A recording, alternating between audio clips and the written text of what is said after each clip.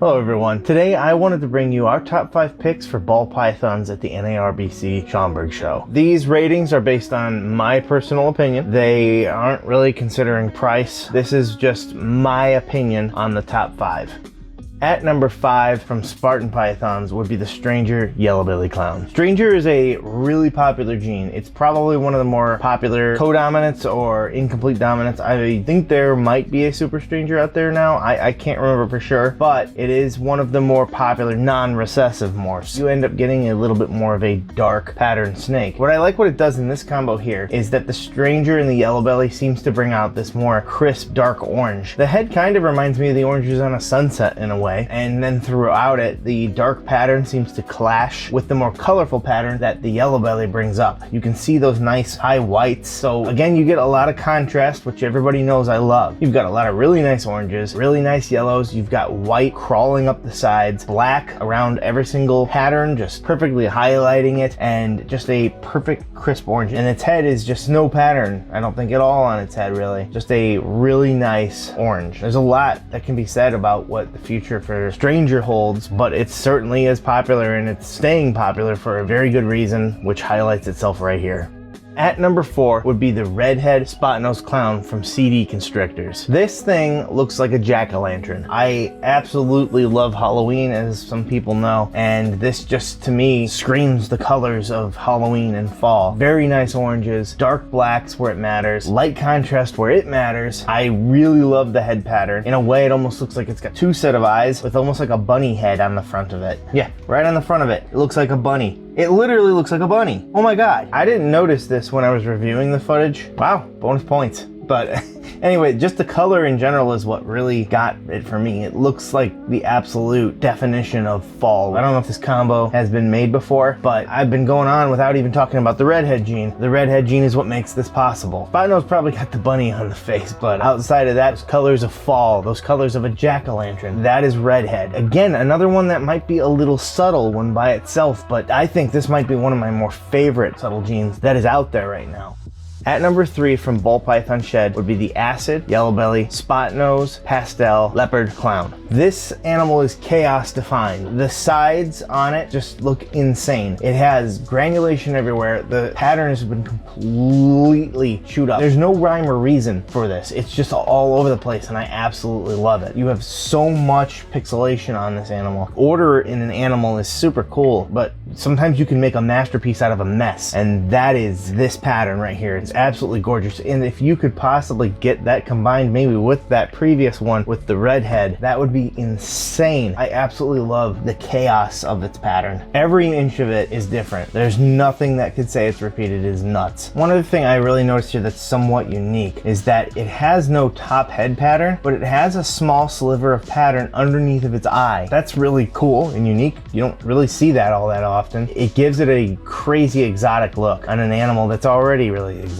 If you're enjoying the video so far, please consider liking and subscribing to the channel. It really helps us grow and bring you more cool content. At number 2 from Rice Reptiles would be the Fire Orange Dream Yellow Belly Gene X Special TSK line Xanthic Het Pied. I am not normally an Xanthic guy just because I know that sometimes just by itself it can brown out. I still think it's an amazing animal, but every single year I seem to be throwing Xanthics in my top 5 lately because when you do them right, they're absolutely outstanding animals, and there's a reason why they're so incredibly popular. I like color and I like contrast, but these kill it with contrast even though they have no color. And this animal has some good size on it and it still looks like this. I know that this was a male, so I believe this could be breeder ready. This could be as big as it gets, really, and this is the way it still looks. I don't see any brown on there, do you? Certainly a absolutely amazing animal. The whites are just so good. It really just brightens up the room.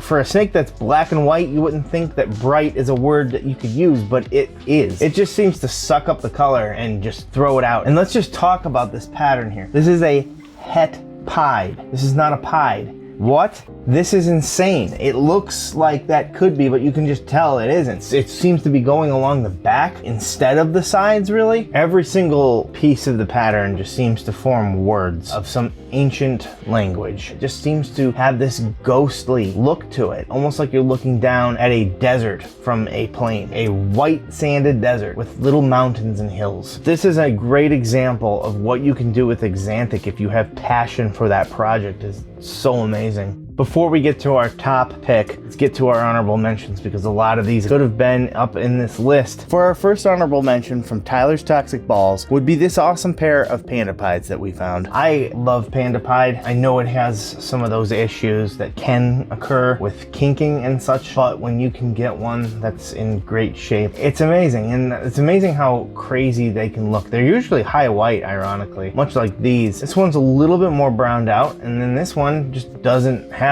any pattern on its head, and the pattern that is on it is stark jet black. Always cool to see a Pandapide. Next up, a pair from Amos Reptiles would be a Acid Leopard Pinstripe Enchi, Double Het Clown Desert Ghost, and an Acid Leopard Pinstripe Black Pastel 100% Double Het Desert Ghost Clown. If I had to guess, these are both siblings that decided to swap their Enchi and Black Pastel genes. They're both really cool in very different regards. It's kind of like your yin and yang, or your night and day. They both have a very busy pattern. One's much brighter and has a lot of cheetah print almost on it, and the other much darker. And while it does have that cheetah type look, almost looks granulated to an extent. Just one different gene made this difference, and I find that fantastic, and it just further shows how cool our hobby is, not just with how amazing these animals are, but just how cool science really is when you consider how genetics works and how just one change can make such a stark difference on the animals. And to round out our honorable mentions would be the Super Chocolate Clown from Rice Reptiles. I just really love this. It lives up to the name. It looks like chocolate is melting down a sort of cone or graham cracker colored snake. It's so cool. I absolutely love what Super Chocolate does in this. And if you look at its head, it has this very subtle pattern on it. Not like your normal ball python. It looks like a small little helmet. It almost looks like a superhero is the best way I can explain it. If it was only just a little bit darker, this would be one of the most incredible snakes on the planet. It has no real pattern to it. It's just a faint color difference on it, and it ends at the eyes. There's just a lot going on with this animal, and all of it is amazing. And at number one from Genetic Genesis would be this Highway Xanthic Pied.